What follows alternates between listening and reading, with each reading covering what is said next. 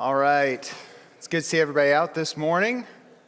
We have a bit of irony here. So this morning's parables are in the importance of preparing for the future. I forgot to email the slides to Eric, and now because of that, we have technical problems. And so I did not prepare appropriately for the future, which is now. So that's the thing about the future. It keeps catching up with the present. So it's good to see everybody out this morning.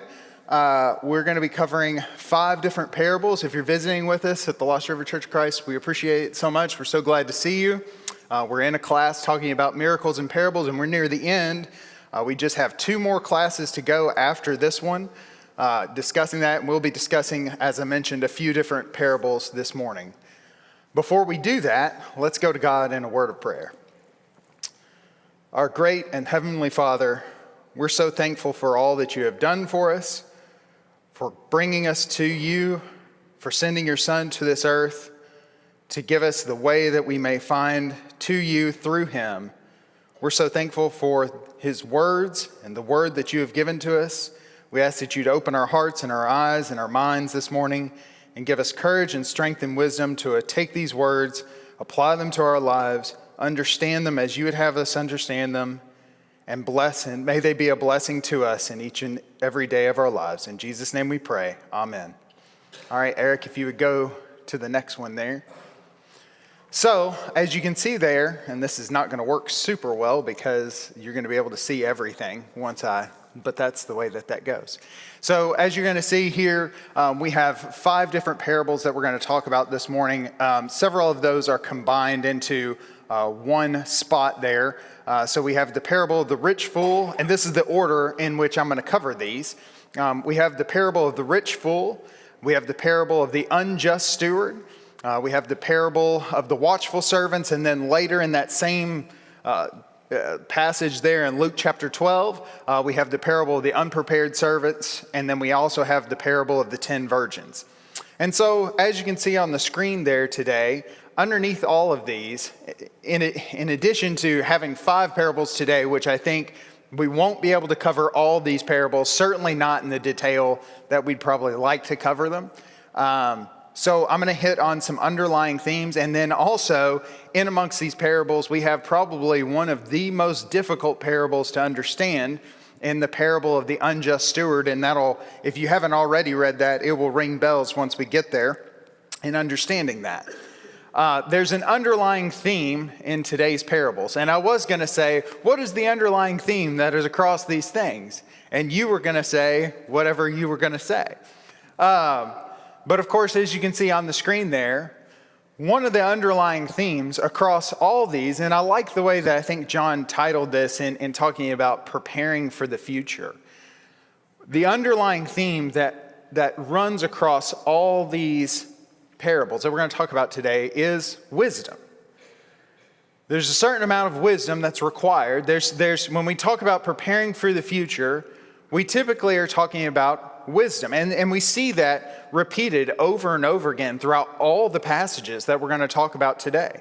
We see a couple of cases where Jesus, in giving the parable, calls a particular character a fool because of something they did or did not do.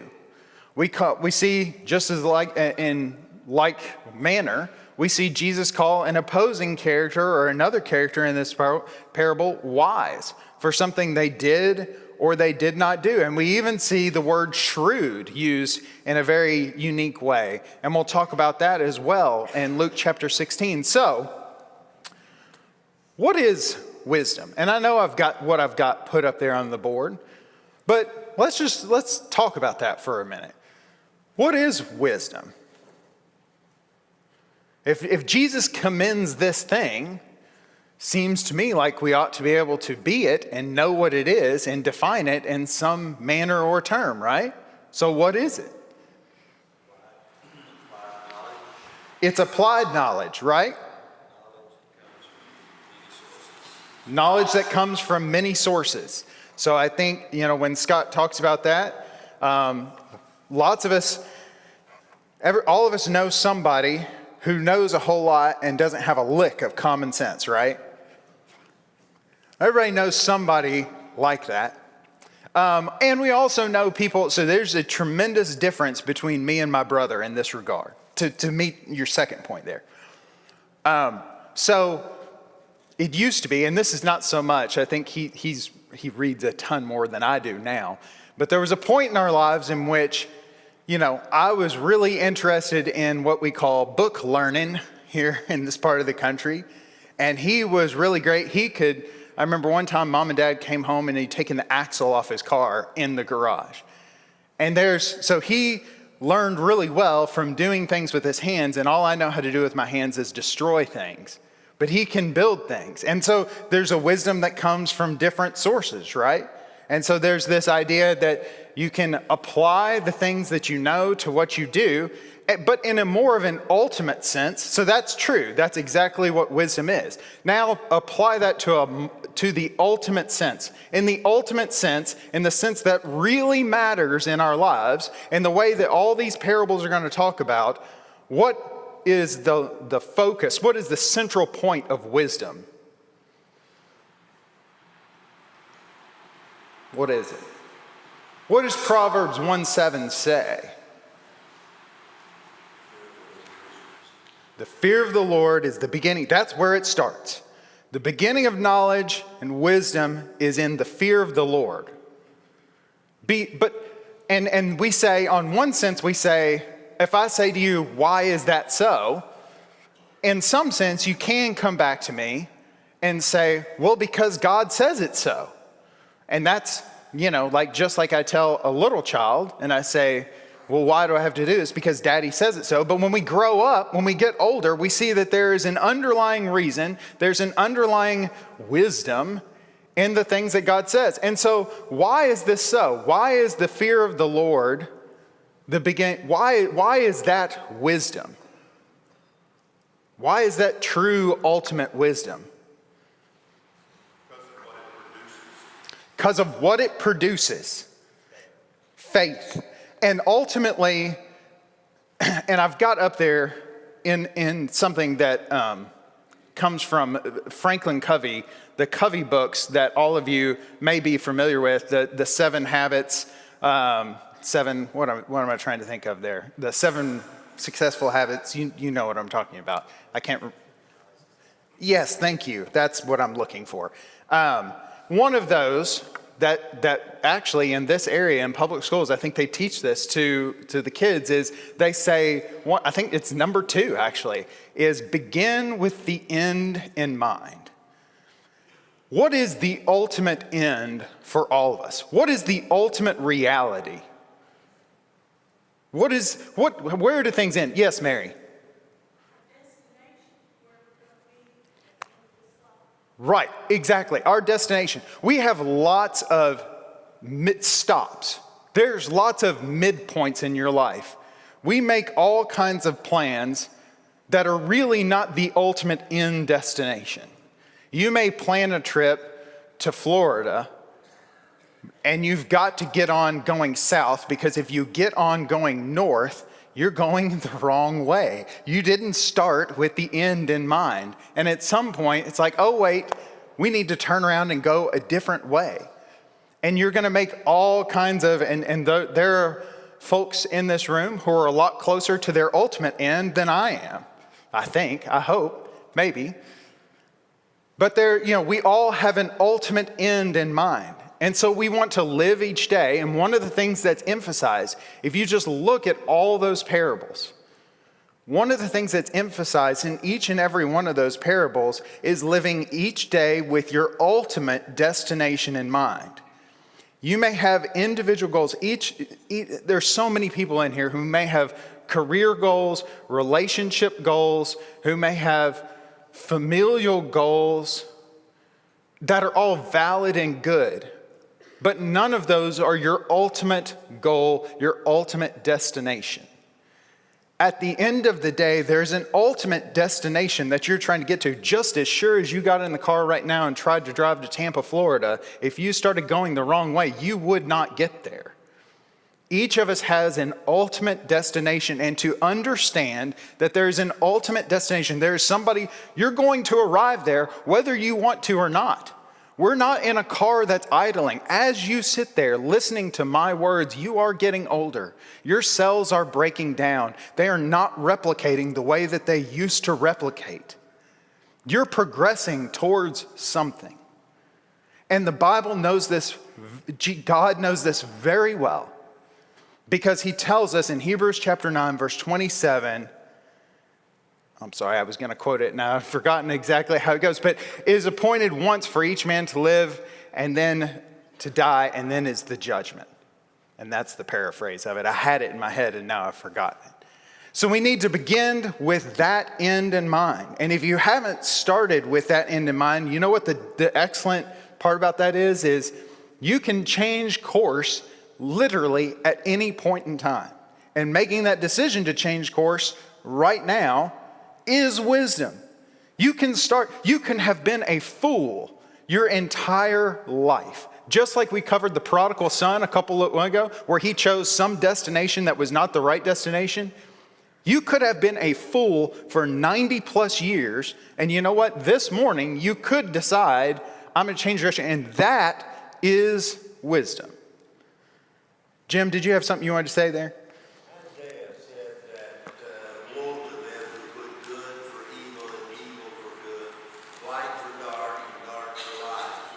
And that's really what Proverbs is talking about. Yep. The ability to distinguish between our culture is horrible at it. Our culture justifies adultery, fornication, drunkenness, anything you can think of, somebody somewhere in our culture will justify it. But not all activity is justifiable, and it takes the wisdom of God to help us tell the difference between good and evil.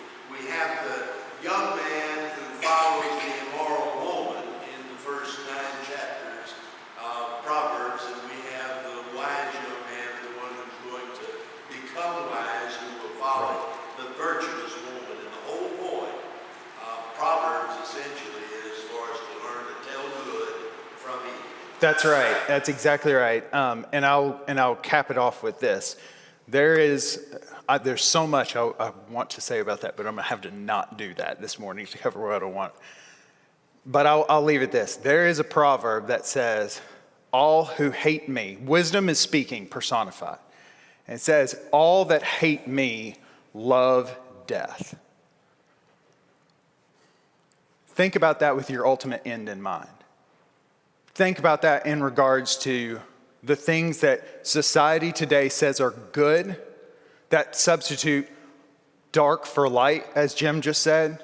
All who hate wisdom love death. Think about the ultimate, think about the direction choices make. If that choice directs you towards death, it's the hatred of wisdom, as Proverbs says.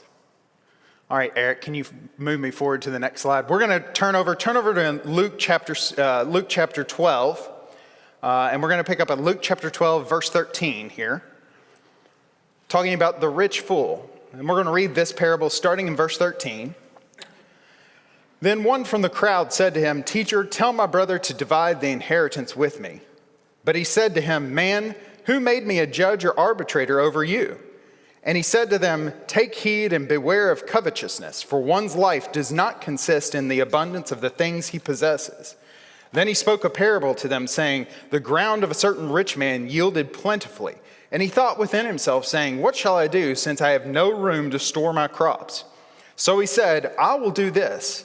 I will pull down my barns and build greater, and there I will store all my crops and my goods. And I will say to my soul, Soul, you have many goods laid up for many years. Take your ease, eat, drink, and be merry.' But God said to him, 'Fool, this night your soul will be required of you. Then whose will those things be which you have provided? So is he who lays up treasure for himself and is not rich towards God.'" And you've got my clicker just in time. Eric's a good man back there. All right. In this context, in Luke chapter 12, Jesus, and I think John even talked about this, I think last time we got together. So there's a significant amount right before this in Luke chapter 11 where Jesus is talking specifically about the judgment that is coming upon this group. And there's just this really weird thing that happens. Jesus is laying all this out. And then in the middle of it, we have this man who says, hey, I don't think I'm being treated fairly in the settlement of my father's estate. Tell my brother to give me my stuff. All right? And Jesus' response to him is what prompts the parable that we just read. Jesus' response in verse 15 is very telling, and he says, take heed and beware of covetousness. Beware of covetousness. Now, covetousness. What is covetousness? How do we define that as one of those $10 biblical words? What is that? Man, that just came stereo from like lots of places. Yes, correct. You all got it right. It's desiring things that don't belong to you. They belong to someone else. They are someone else's things. God has given you a set of things that belong to you, and he has seen and fit in his infinite wisdom to give you those things. And some things he didn't give you. And he saw fit in his infinite wisdom to not give you those things, or to not give you those things yet. And this man here says what he says, and this provokes Jesus' response. He says, be on guard against that kind of a mindset for a specific reason. Because one's life does not consist in the abundance of things that he possesses. Now, having said that, we are an abundant nation. We have so much stuff. And for many, many people, their life does consist in the abundance of things that they possess. And this is something that I struggle with, which is odd. My wife would be freaked out to hear me say that because I don't ever buy anything.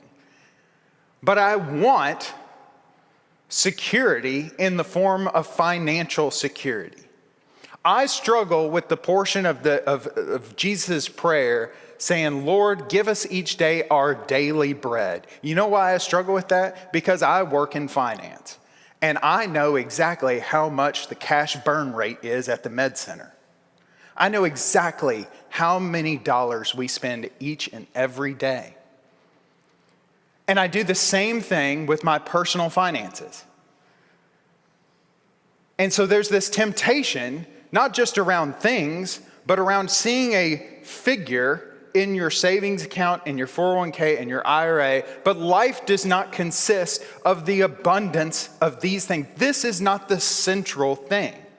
And to speak to this message, Jesus tells this story of this man who gets a bumper crop. He gets a bonus check. He gets some vast amount of money that he didn't necessarily see coming down the road.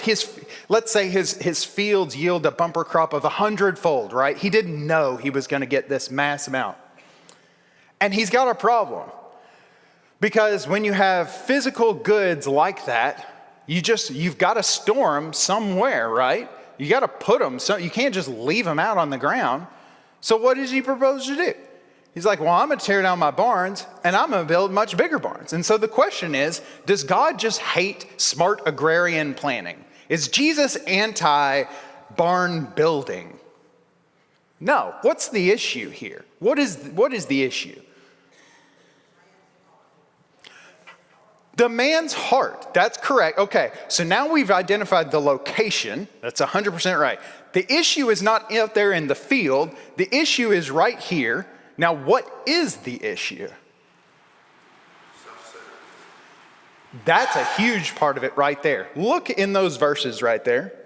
In verses 18, 19, what words do you see repeated over and over and over again? Yeah, he's saying what he'll do. That's exactly it. He says the words, I and my, countless times in those verses. I and my. What's missing from that? God's missing from that. The issue is multifold. Number one, selfishness, which we've identified. Number two, self-reliance. I've got everything I need for a long time. God doesn't need to be involved anymore. Which is something that I think many of us will struggle with. And complete lack of regard to God or to his fellow man about what he will do with this, about where this can take him. What did he lose sight of immediately? His ultimate destination. And how does God correct that? Right quick. Right at the point in which, this is one of those times, man, there are just so many times where the Bible is just really great at irony. One of the times that's very similar that I think about this is King Nebuchadnezzar, when he's just at the height of his power and he's standing out on his balcony and he's saying, look at the tremendous kingdom I have built. And God shows up like that and says, nope, you're going to walk around on all fours for a while until you learn that the God Most High reigns. And the same thing happens here in this parable. Just when the man thought, I've got it made in the shade, I have every dollar that I thought I needed in my 401k, I have enough food to eat for a long, long time, God says, fool, this night your soul will be required of you. The investment, and then to come out of that, and this is something that appears over and over and over again in what we're going to talk about this morning, what Jesus' admonition is to his followers and to this man. So there's a real guy who's in the crowd who's prompted this question. Remember, Jesus is not talking in the abstract. There's a man that's in the crowd that started this whole conversation. And he says to that man, and by extension to me, because I could have also been that guy and said, Jesus, I don't feel like I'm being treated fairly here. I've been robbed. I've been mistreated. I've been whatever it is. Jesus tells him, so is he who lays up treasure for himself and is not rich toward God. The investments that we should be of most concerned about, the things that we should be checking our balance on most often, the place where we should focus our greatest attention in terms of our investments should be those that last the longest. And those that last the longest are in heaven. And there is no more instructive passage for me, and I have marked up 1 Timothy chapter 6 just all over. I have proverbs that are written all underneath it, but one of the things that Paul says to Timothy that might as well be written to us today, because who in this room is not infinitely wealthy compared to anybody that Paul was writing to, or that Timothy would be seeing in that day and age? Command those who are rich in this present age not to be haughty, nor to trust in uncertain riches, but in the living God, who gives us richly all things to enjoy. Let them do good, that they may be rich in good works, ready to give, willing to share, storing up for themselves a good foundation for the time to come, that they may lay hold of eternal life. And that sticks with me. I hope it sticks with you. It is of immense importance to us, for those of us who are rich, who are tempted to be haughty, and who are tempted to have the same attitude as this man here. Yes?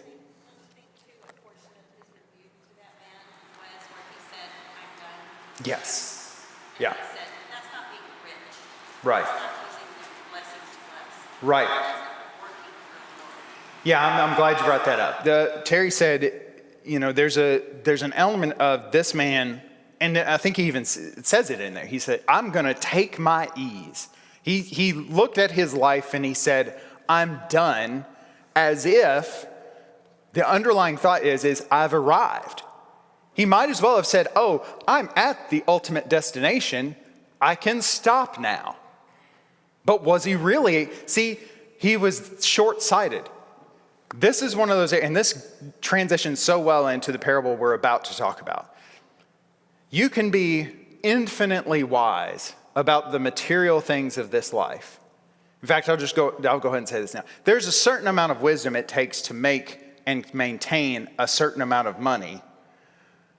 There is a wisdom that is required to do that doesn't have anything to do with your ultimate destination. There will be plenty of really poor money managers in heaven. There will. Because that level of wisdom is not the ultimate level of wisdom. But sometimes in our society, that is the thing that we prize the most.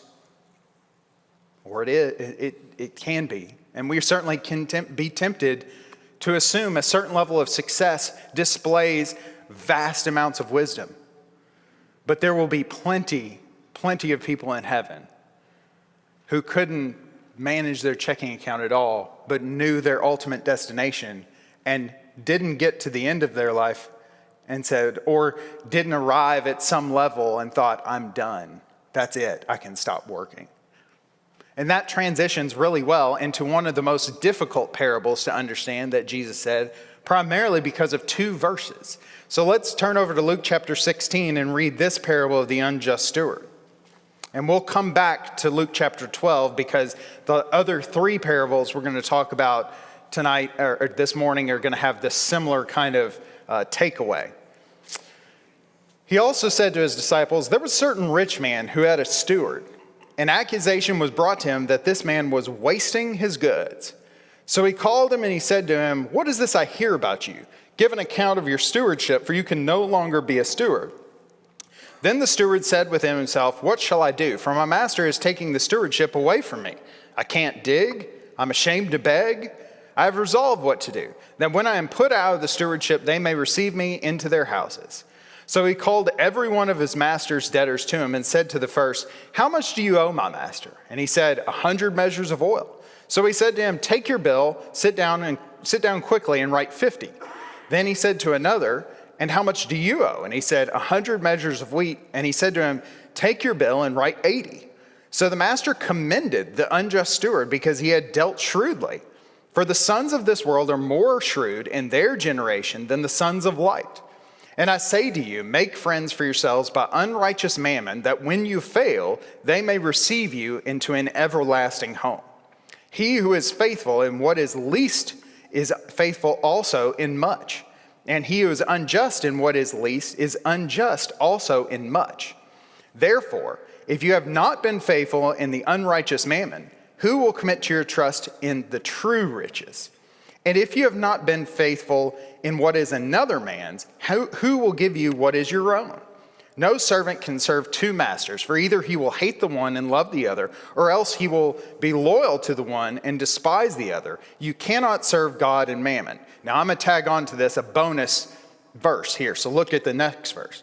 Now the Pharisees, who were lovers of money, also heard all these things, and they derided him. Now keep that in your back pocket, because I'm going to come back around to that here in just a minute. So Jesus tells this parable in the context of the previous parables that we had talked about. Remember, we talked about the parable of the lost sheep. We talked about the parable of the lost coin, the parable of the lost son. And then he says this, and there's obviously this mixed crowd that's there. The Pharisees are there, but then there's also this other group that's there. And he tells this story that's very difficult to understand, primarily because of a couple verses in there, verse 8 and verse 9, which we'll come back to here in just a second. Now, there are a number of, you could literally throw a rock and hit about a different interpretation of this thing. So I'm going to give you my interpretation of it, and then you can feel free to take it and discard it in the waste bin, and you can find your own. But I'm going to tell you what I believe Jesus to be saying here. I think there are some underlying truths that no matter what it is, we absolutely can walk away with this parable from. I do want to make you aware, there are some cultural elements here that we obviously don't understand very well, or we wouldn't understand very well if we don't live in that day and age. First off, one of the possibilities that several people propose with this is when a Jew lent to a Jew, they were not supposed to charge interest, all right? Now, there are at least 3 passages in the Old Law that talk about this. 2 of those are found in Exodus and Leviticus. One's in Leviticus 25, and the other is in Exodus 22 or 23. And those are specifically in the context of lending to the poor. So he says specifically, when you lend to the poor, don't lend with any interest whatsoever. Don't expect, anything back. Just give them what they need, and if you get it back, credit to you, but no interest. There's another in Deuteronomy, I think Deuteronomy chapter 25, that basically says when you lend to your brother, fellow Israelite, no interest at all, and there's no mention of the poor. It may be, and it seems around this time, if there was 2 parties and one of them was lending to another as a way of charging interest, like if I lent you 100 gallons of oil, I may say, well, you owe me back, and you were going to go into some profitable venture from that, and I wanted to share in the profits, that the way I would share in the profits, I said, and then you owe me back 120 gallons of oil as a way of charging you interest on what I lend you. Same thing with wheat, okay? So that was a way of earning interest on it, and if they were not supposed to do that, the steward could come back around and he could essentially write off the interest. And then the master couldn't come around and say, well, wait, you committed fraud here because he wasn't supposed to be doing that in the first place. That is a way of understanding that parable. I don't know necessarily that's what Jesus meant, but that is one thing that you'll read from time to time. It's interesting that the steward loses his job due to what seems to be incompetence, but then to make up for it on the back end, he's like, well, I'm just going to go ahead and commit fraud to back up my lost job. So he's been doing a bad job managing the money, and now he's just going to go ahead and commit fraud.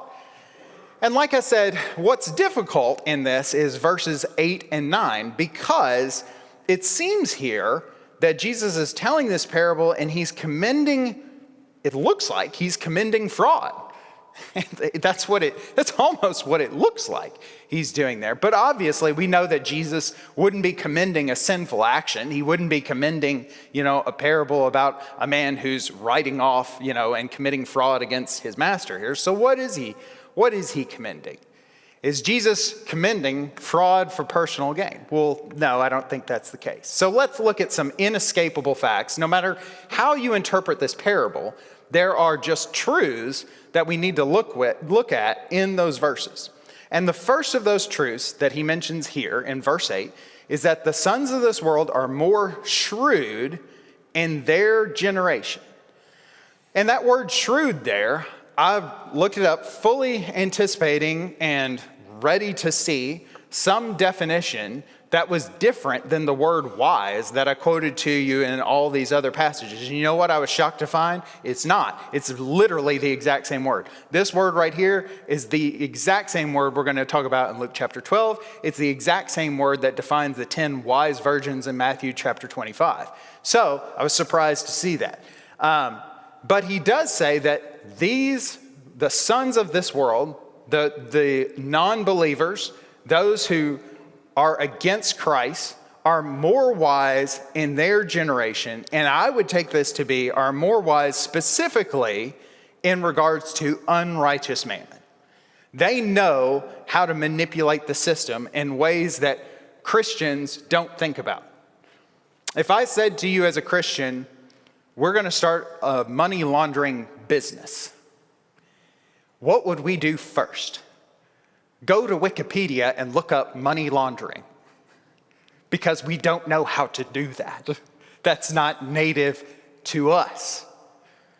If I said we're going to start a protection racket, how you can imagine Christians Googling how to start protection racket, because that's not native to us.